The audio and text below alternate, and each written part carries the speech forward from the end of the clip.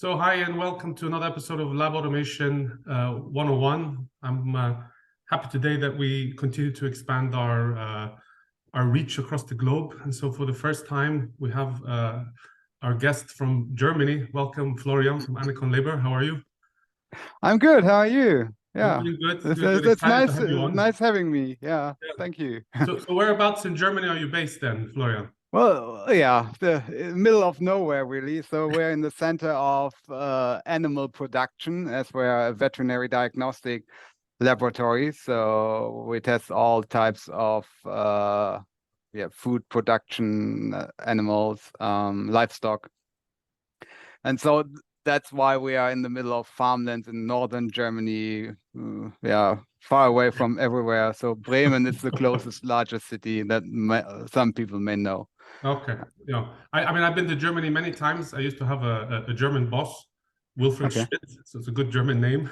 Yeah, I was as many German times as it actually gets. in Munich, in Unterhaching, actually. Ah, okay. So, but my German boss, he always forgot that I wasn't German.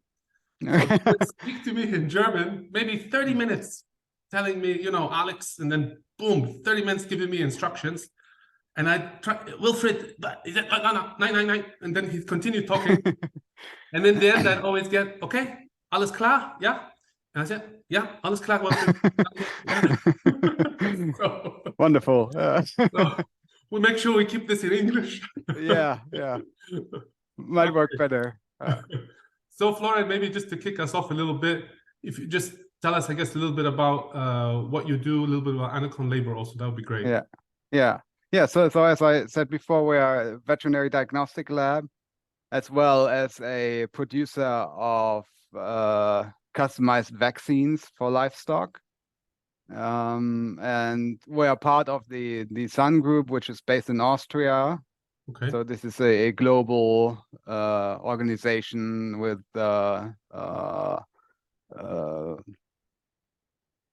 dependencies in Asia and America and South America and so on. Yeah, and so that's what we do. We do livestock testing, well, all things there, microbiological testing, molecular biological testing.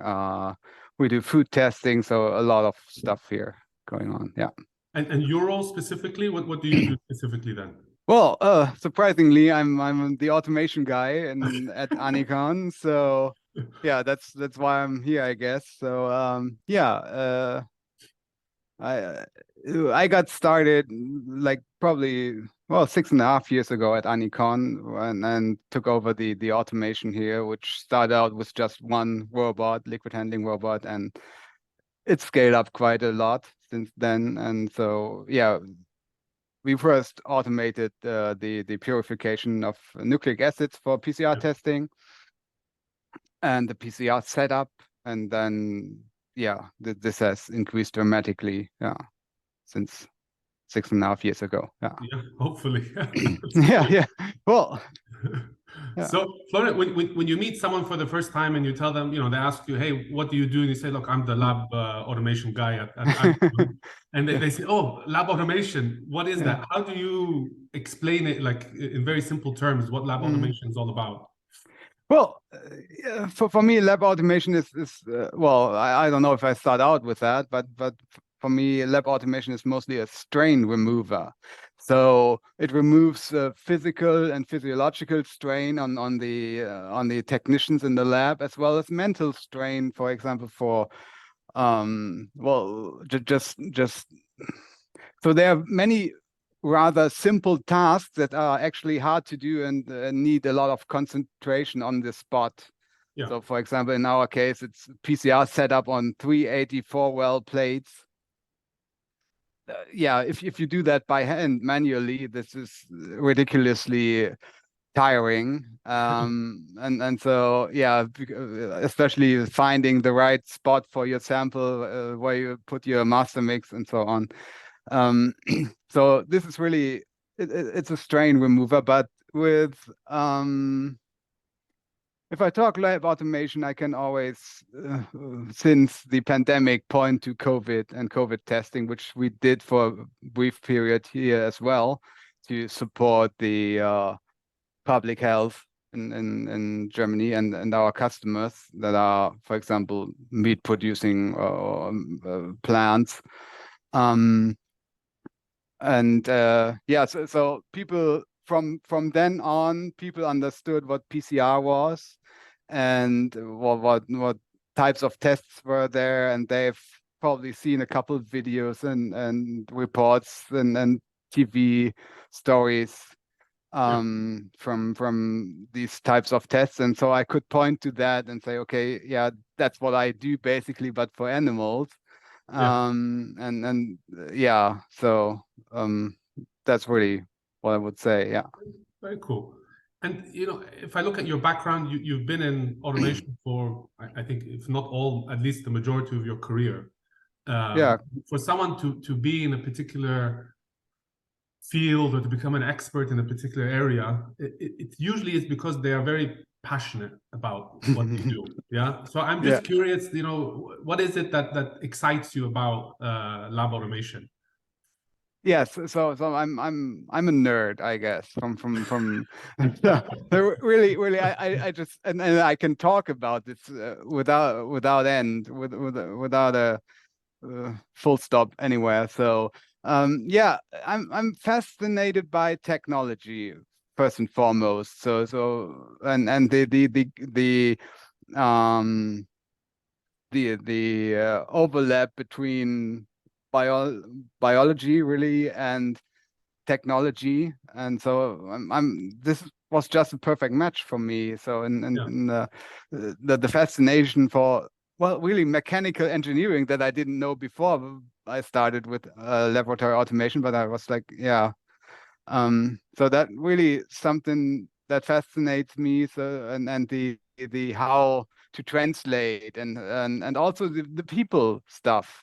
So talking with people, understanding their pain points, trying to the creative parts of translating a manual protocol to an automation protocol. Yeah, finding solutions that are mostly different from what you would do manually, because it has to be a machine, so you have to, yeah, it's a translation effort really, and to also the people part is also taking people with me or on this on this adventure, if you want to really to adapt this new automation, right? So people are usually so laboratory people are usually hesitant. So some things may be, well, the fear that the job is taken from them, and some is maybe a little reluctancy towards technology and then the robots, and yeah, well, right, so I can do it better kind of mentality, I guess. And then yeah, so really to transfer this fascination of laboratory automation is really what fascinates me, because it's just also a people thing. So I'm a nerd, but I also talk to people sometimes. Okay. I'm a nerd, but I also talk to people sometimes. What you said. Okay. Great. All right. I'm actually interested in the last point that you made about transferring this fascination, I guess, that you have with lab automation, because you rightly said that there's people, if you go to the labs, there is sometimes a hesitancy. Hey, maybe I lose my job now because I have this piece of equipment is coming in. Also, just because it brings about certain changes, and most people are reluctant sometimes, a little bit resistant initially. I think especially when it comes to their professional lives. In the private lives, I think everybody's using automation without not even thinking about it, to be honest. So how do you then transfer this fascination that you said? That's a nice way of putting it. How do you get them excited the same way that you're excited about automation? How do you stop a guy who's been doing manual processing, let's say, for years? That's what he knows. That's what he does. How do you get them to switch over now?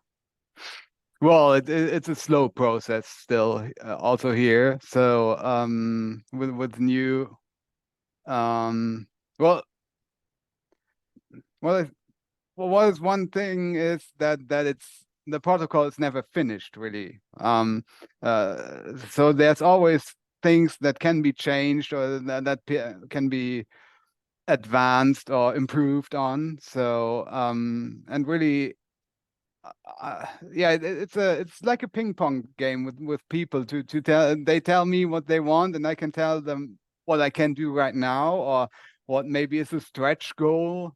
Right. And then I can show them what works and how it looks. And I mean, there's some so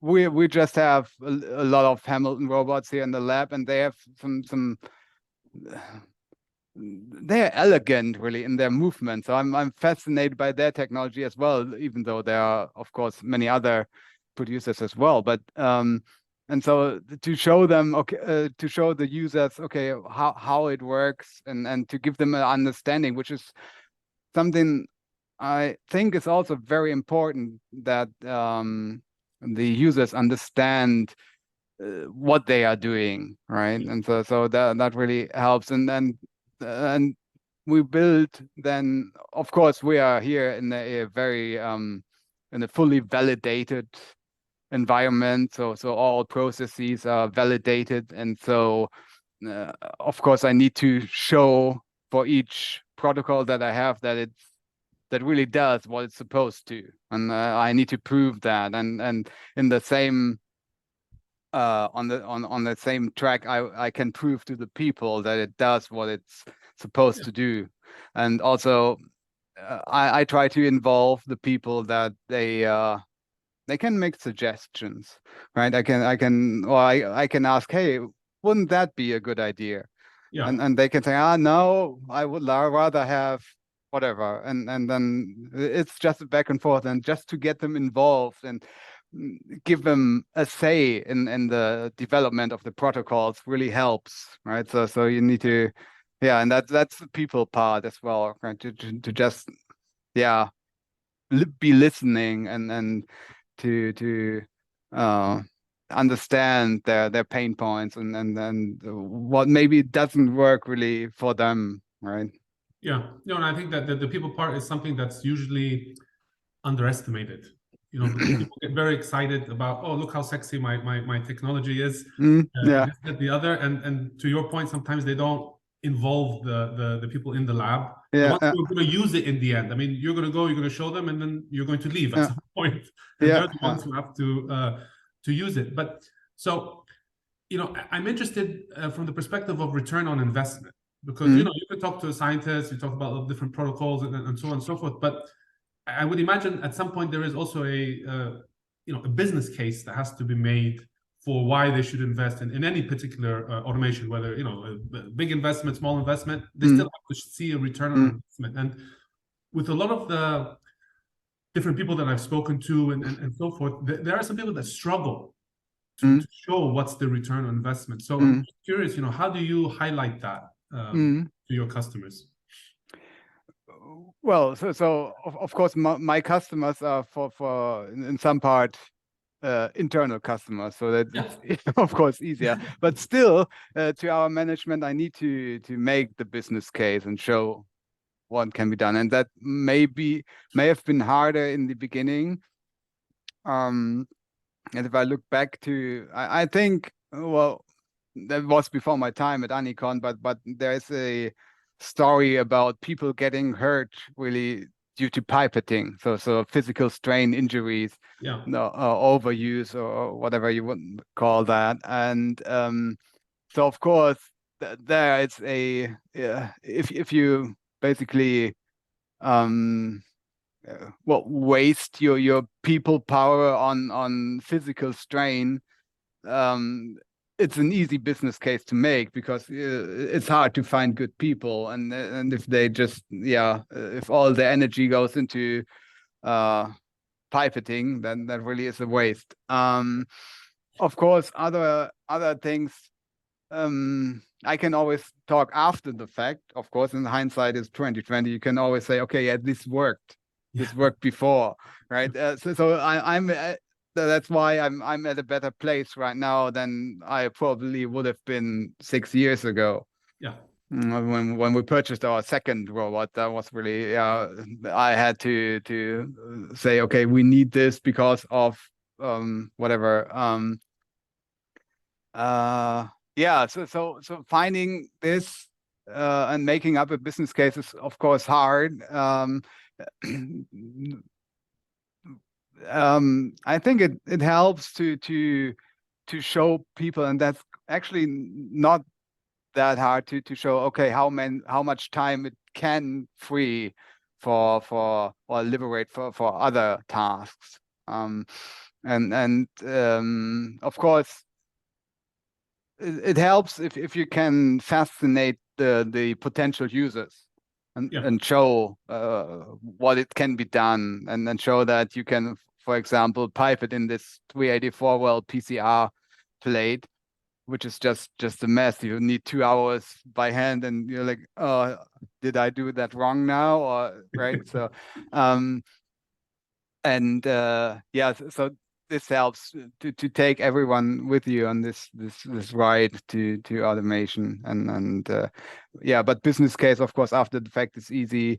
On the way there, it's mostly a time saved issue that can be calculated quite cleanly. Yeah. Yeah, no, I agree. I mean, the time saved is a big factor, because you can apply, of course, a cost to that, and then there's the number to that. Yeah. Right? And then there's the upside, what else they could be doing with that time. So if they're 2 of course, hours pipetting and running the risk of that repetitive strain injury that you were talking about, suddenly now they're free to do other things instead. I'm interested, Florian, in your take on automation and innovation. Because there's two camps, there's two thoughts here. Some say that automation doesn't help innovation, and there's others that say, actually, no, automation can help you be more innovative in the lab and so forth. I'm just curious as to your take on that. I'm sure well, if you go into the route of like high throughput screening, that it of course helps innovation, right? In big pharma also.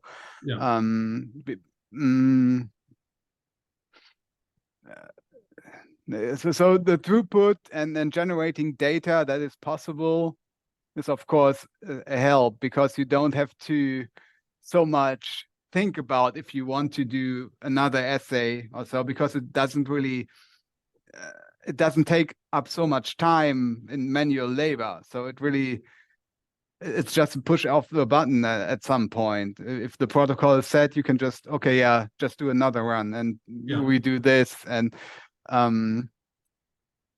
so this is really, I guess, what can push innovation, if you can just generate more data and be more sure of your data and do more replicates to have a more reliable data set in the end. Yeah.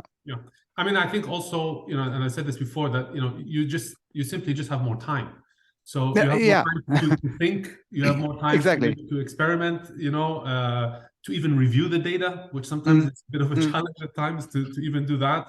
More time to discuss with other people in the lab and to share thoughts, maybe to argue even a little bit and to debate and so forth, which, if you're stuck doing all these manual processes, 2 hours to pipette, for example, it's 2 hours less that you have to be creative, so to speak. Yeah, and you're toast afterwards, right? After if you pipette this 384 well plate, you need more than one coffee to get back up to speed. It's so tiring. It's really awful. So that's why I like how you say it, that lab automation is a strain remover. It's a good way of thinking about it, mental and physical strain remover. So that's very interesting. So Florian, when you look at lab automation, over the years, so how it, first came about and so forth, and then you look lab automation, I don't know, 5 years from now, 10 years from now, I think we're moving in a direction where cost, complexity, everything is coming down. It's a little bit more plug and play, maybe. Cost is definitely coming down. It's a lot more accessible for a lot of the smaller labs now as well. How do you see then the future, I guess, of lab automation moving forward? Well, yes, I agree with that. It's a nice development, and the cost is coming down, and the accessibility is greater with more simplified interfaces. Right, so you don't really need to have a programming understanding so much, but you can really do yeah, I don't know, drag and drop types of protocols. So this is really a nice development, but of course, on the other hand, you still have the larger machines that need and more intricate protocols that will also need to be worked on. So in terms of evolving, I've been fascinated by this ChatGPT thing and the artificial intelligence.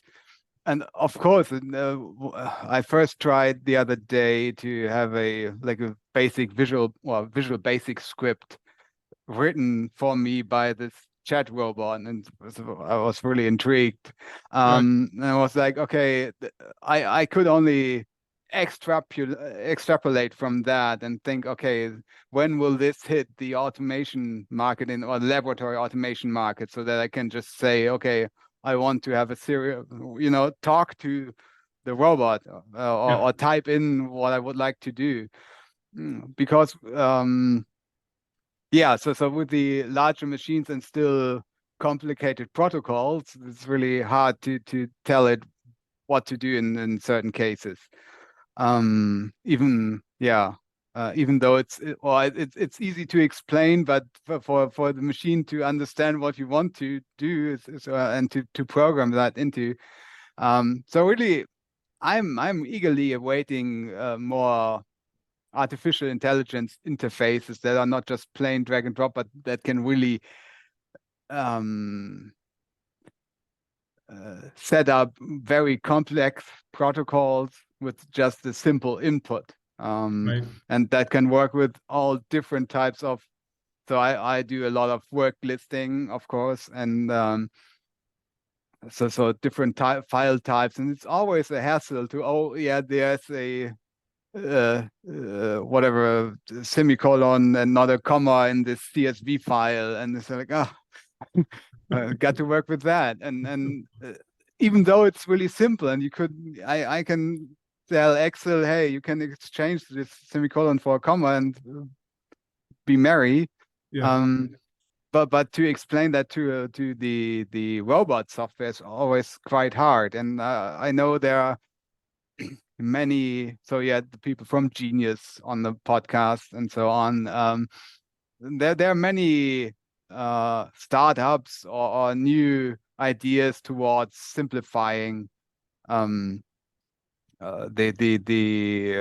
interfaces and so on, but I think it's still lacking if you compare it to something, even though it's better, like the ChatGPT thing, where you can just talk, right? And so so it's really interesting where this will lead us, but I think this could also expand the market much more, because you can just, well, if it gets to that, and I think 5 years is plenty of time to get to simpler robot software where you can just talk I think there's also in terms of robots, there's, of course, there are many new starting companies that do the simpler robot software, but also I sometimes get the feeling, okay, that they lag behind with the technical or the mechanical engineering in that case. So so they reinvent the wheel really several times over. And so, yeah, I'm also waiting with maybe the Zila thing for standardization and communication between devices. This could also lead to simpler complex protocols or simpler setup of complex protocols. So yeah, there's a lot going on, and Yeah, there's a yeah, lot going on. but I see an expansion for automation and more adaptation for that in the future as well, of course. Yeah. Yeah, and simplification, like you said, which would be great, Mm, actually. mm, And because I think the more simple it is, obviously, it just becomes automatically, as a result, I think, more accessible mm, for others. Because sometimes I think one of the barriers to labs adopting it is they have this perception of complexity, mm. and they just don't want to involve themselves in that. So Yeah, that would be useful for sure. So Florian, if someone now is looking at the life science industry, looking at lab mm, automation, maybe they just graduated, and mm. what advice do you have for somebody who's starting out, let's say, in lab automation? Well, if you just gotta love what you do, so it Yeah, really for me it was really, I guess, love at first sight. I was really seeing these robots moving, and well, I had my time at Macherei Nagel, who are producers of purification kits, and so that's where I got my start in laboratory automation, and they had all these different robots, and I so Tika and Biomax, Eppendorfs, Hamiltons, you name it, right? And I could work on every one of these robots, and that would really be well, if you ever get the chance to join a lab where you can um, learn about all these different types of robots and their advantages or disadvantages compared to others, and you get a feeling what fits best to what you like to do, right? And that would be helpful, but of course that's hard to do. So even, yeah, you have coming up these university courses in what was it, Uppsala, yeah, in Sweden, yeah. um, that you were talking about. But of course they are limited to what they can afford to put in the lab for the people to try. Right. Yeah. So of course, if you have all these modern Tika influence and Biomax I and Hamilton advantages and what all these very modern new systems, it's of course hard to pay for that. For sure.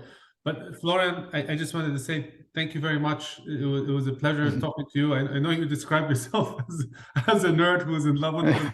It's like two nerds having a conversation about That's automation. good. I'm still talking, and that's, yeah, So no, I hopefully really appreciate understandable for the others. Yeah. it. No, it was a pleasure chatting with you, and thank you so much for your time. It was really great. Yeah. Thank you.